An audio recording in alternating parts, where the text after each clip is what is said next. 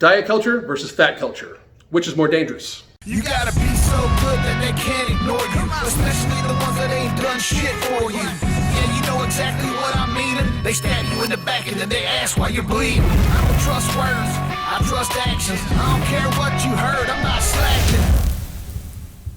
My name is Alan Roberts. This is Every Damn Day Fitness. Thank you for watching. Please do share this video as well as all my other videos, no matter what platform you're on. After you're done with that, please go over to damncollective.com. That's where you can find Damn Collective Coaching. That's where my wife, myself, and/or our team help people develop healthier relationships with food and better accountability skills. We're in daily contact with people via our app. We have weekly video conference calls with them.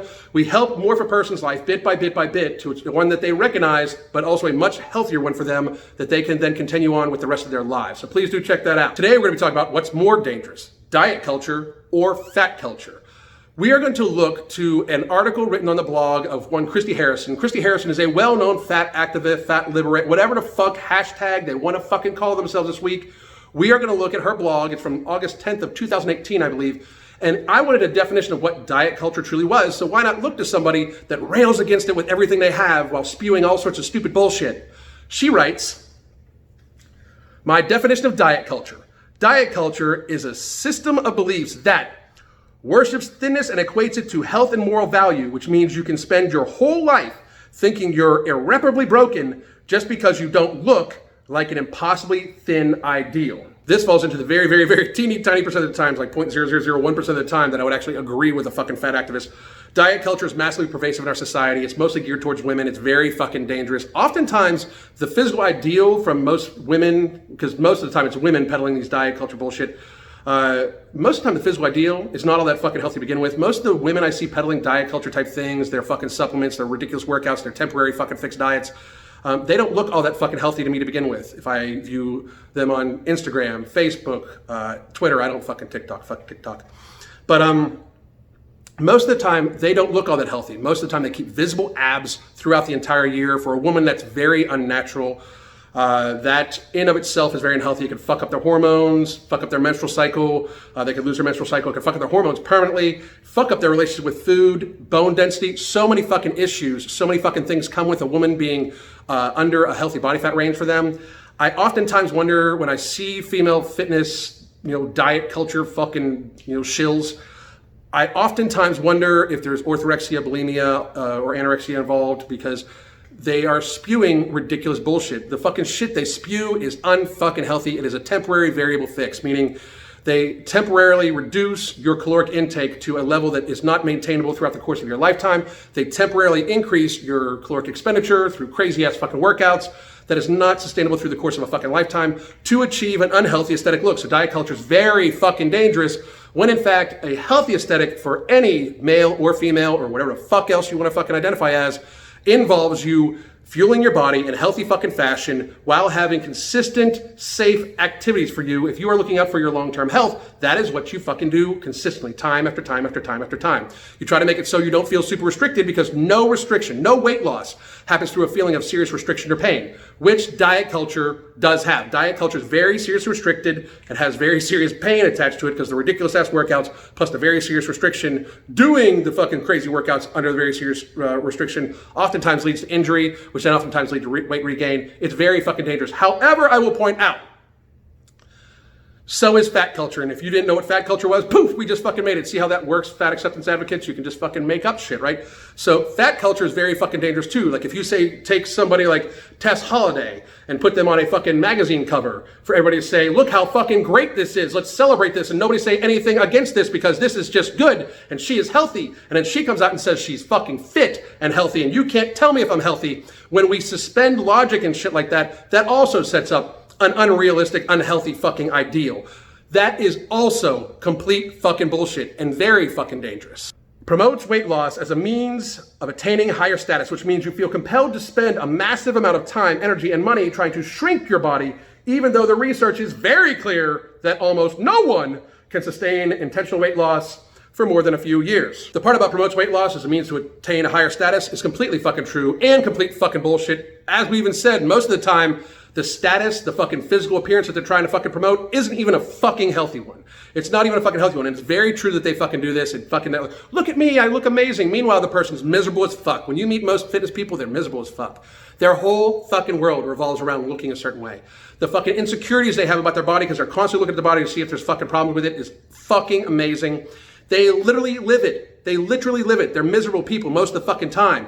They normally have trainers that train them to look that fucking way while they're trying to sell you to look that fucking way. It's their entire fucking world and not translatable to a person who has a life, children, job, family, shit to fucking do. That person needs some sort of lifestyle change that helps it so they can live in moderation, in a fucking healthy way for their longevity.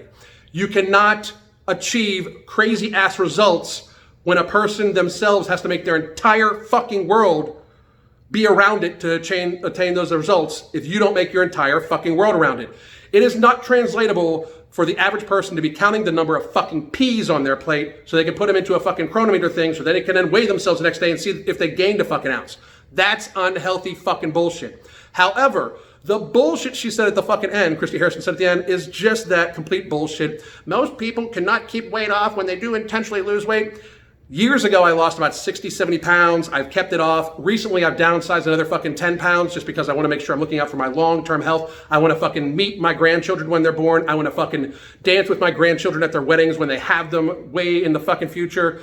I want to have longevity, so therefore I am downsizing even more because I want to look out for my long-term fucking health.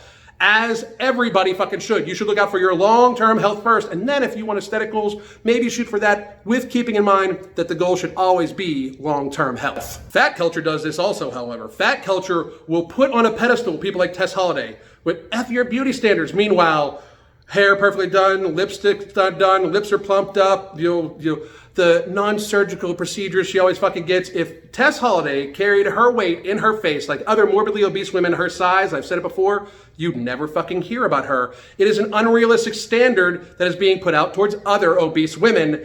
That is bullshit on itself. It's the same thing diet culture does. Fat culture's just fucking doing it under the fucking sly, and you motherfuckers know it. She goes on, demonizes certain ways of eating while elevating others, which means you're forced to be hyper-vigilant about your eating, ashamed of making certain food choices, and distracted from your pleasure, your purpose, and your power. Besides the kumbaya bullshit of pleasure, purpose, and power at the end there, I completely agree with this. Demonizing of food and demonizing of eating behaviors does happen with diet culture very fucking clearly. It is very dangerous because it gets people to be afraid of eating in certain fucking ways. For instance, like there was some weird shit going on about intermittent fasting, which is the best protocol, with the best way to break your fucking fast. I personally, for years now, most of the time, if only eating between like 1 o'clock and 7 o'clock every single day, I don't intermittent fast. That's all I got fucking time for. I fill up on water throughout the most of the day, a little bit of fucking coffee, just to be honest, of course.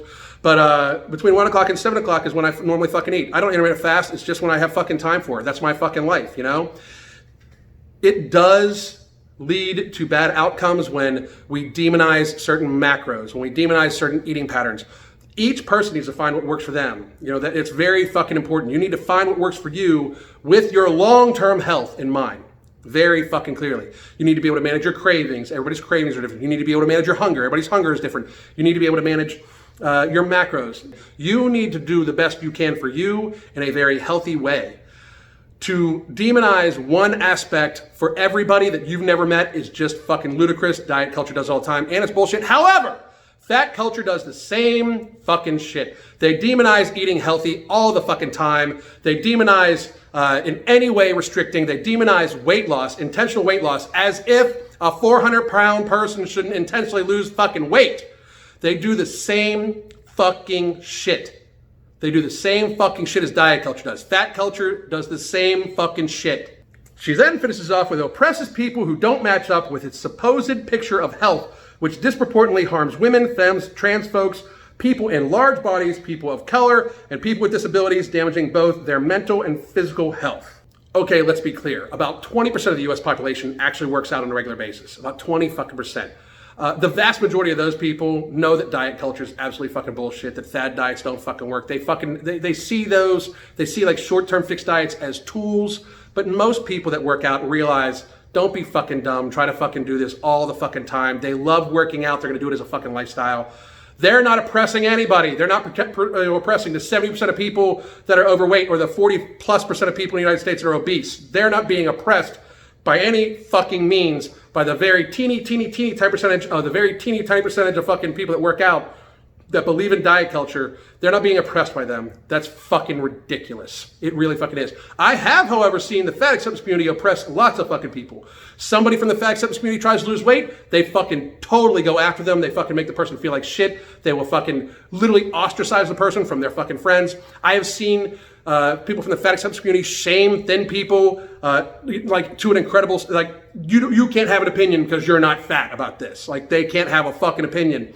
I get told all the time, don't use these hashtags, they're not for you. Hashtags are for fucking everybody, you dumbass motherfuckers. So let's be fucking clear. I have seen the fat acceptance community do this a multitude of fucking times also. They try to oppress people that do not fit into their ideal. If you are not an infinifat or something like that, you apparently can't say anything about being infinifat. You don't know. I know that if you're infinifat, you are literally eating yourself to death, period. I fucking know those things. So in reality, when you look at Miss Harrison's and any other fat acceptance community person, whatever the fuck you want to call yourselves, when you look at their definition of diet culture, fat culture matches it too. Fat culture is massively more dangerous because there are a lot more people that are morbidly obese that if they don't decide to get healthy are putting themselves at massively increased risk of death from long-term things like diabetes and hypertension and coronary artery disease and all sorts of shit that I talk about all the time, and brand new fucking viruses that in a disproportionate amount kill people with obesity. It just is fucking true. Obesity fucking kills.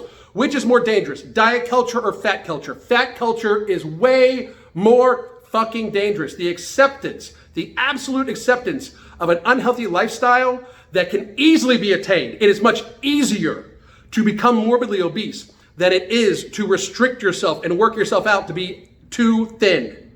It is much easier to go through a drive-through and eat 4,000 calories of fucking pop without even fucking realizing it than to actually undereat to the point where you're under serious restriction for months and months and months. It is very fucking clear, very fucking obvious that fat culture is way more dangerous than diet culture. And literally, the very definition of diet culture by most fat activists applies to fat culture too. And that's just my 2 cents about it. My name is Alan Roberts. You can hit me up on Instagram at Alan Roberts PDF. You can hit me up on Twitter at Fit. I'm also on Facebook at Everyday Fitness, on my internet at damncollective.com and many other platforms soon to come. God damn.